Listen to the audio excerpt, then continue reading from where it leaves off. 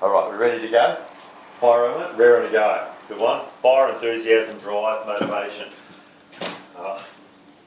Liquid caffeine. That's great, that stuff. Caffeine. Yeah, it's the industry. That's good. Alright, fire element, once again, if you look at it, Aries, Leo, and Sagittarius, but it's the sun, okay? It's like an eternal aspect, and that's what we want to get to. Understand that you're actually immortal beings. You're actually occupying this physical protoplasmic body for a series of years and whatever. But what's important is understanding the layers to your being and why you have a soul for experience. Your soul remembers the most important events in your life rather than, last Tuesday week's, I don't know what was on TV or, what you're doing around the house. But it doesn't have that kind of significance, just a series of thoughts, the thousands of thoughts. Whereas the drive, the I am, I see, I will, I've always been here, that kind of thing, I've always been here, is your spirit. And that works with that eternal life. We have a direct connection with the sun.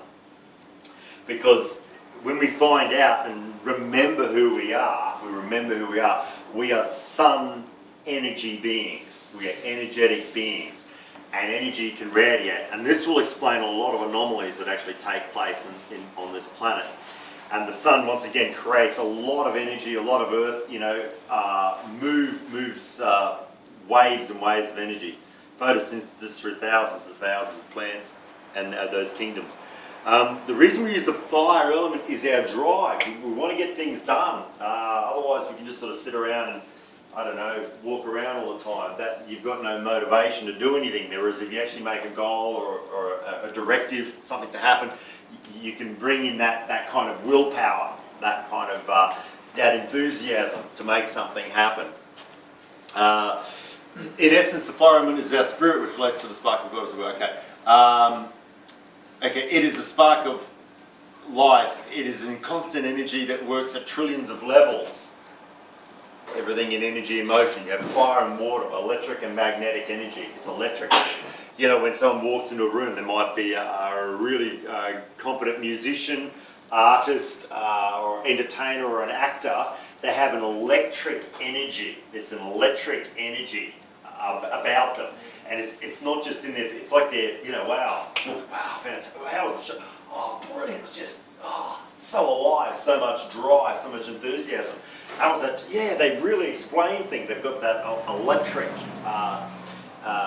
energy. They've got a balance of that kind of energy. So they're on fire, they're on fire, they're lit up, or adjectives to that effect.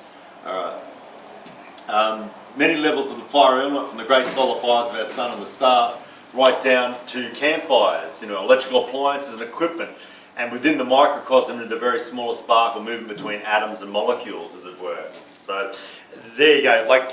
Not too bad a definition to try and put things into space or in practicality. And there's different layers of fire.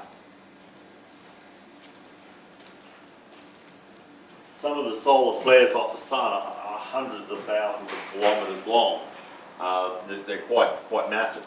And our spirit is like that. Our spirit is not matter. Our spirit is antimatter. It is like a sun soul being. And if you go deep into meditations beyond the mainstream, whatever, you actually sort of move in. What's deep in your spirit is another layer, what's called the monad. Okay, the monad is the deeper personality again. And it accesses all the life cycles and connections to the actual prime elements, all right? When you're really connected to someone, you'd be accessing that monad. Reverse of monad is demon, all right? Reverse of life is devil, okay? It's really simple. It's an easy language to work, the Old English. It's actually very ancient. I know people say it's bastardized, but it's not. It actually goes back to the ancient Britons, and the Angles that come over was about 300 to 400 AD. They're not much written about, but the Angles and this language we get into. But that's another kettle of ballparks. We'll get into that later. Okay. So we're defining this as like the general area where constituent elements make up our body.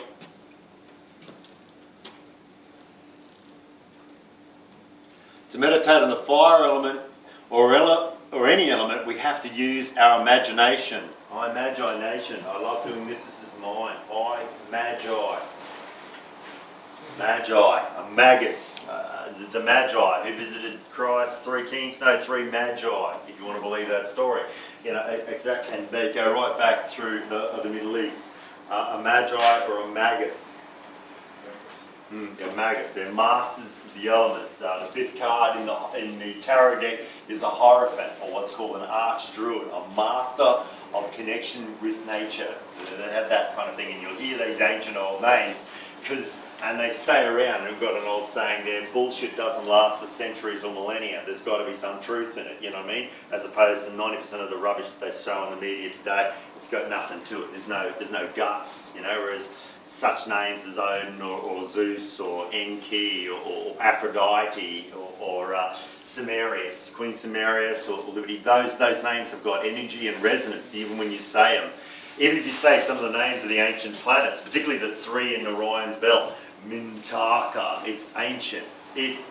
Mintaka, Alnitak, you know, Aldebaran, you know, like they've always been there, you know. And once again, working with the sun and the moon, you're going beyond time. Your spirit is immortal, eternal. Whereas mainstream religions will tell you, oh, you've got to come to others for God, you know, get a direct line, okay, you're right, okay, but it's not just the God, there are many different beings we're going to access today, and these beings want to work with us and help us. People who have really, really good gardens, such as places as Findhorn, work with elemental beings such as Diva, fairies, selkies, and things like this. We're going to access these cultures, and that's what we're attempting to do today. Moving right on here.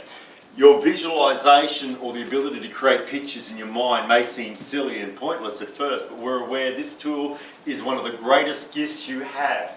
Your imagination, as you think, and where the attention flows is where the energy goes. It's friggin' phenomenal. You think negative, you create negative. That's how it works. I've done it a million times. All right. So once again, clarity of thought, and fire has the ability to burn up and evaporate negative thoughts. All right. We use what's called a solar fire cleanse. Solar fire.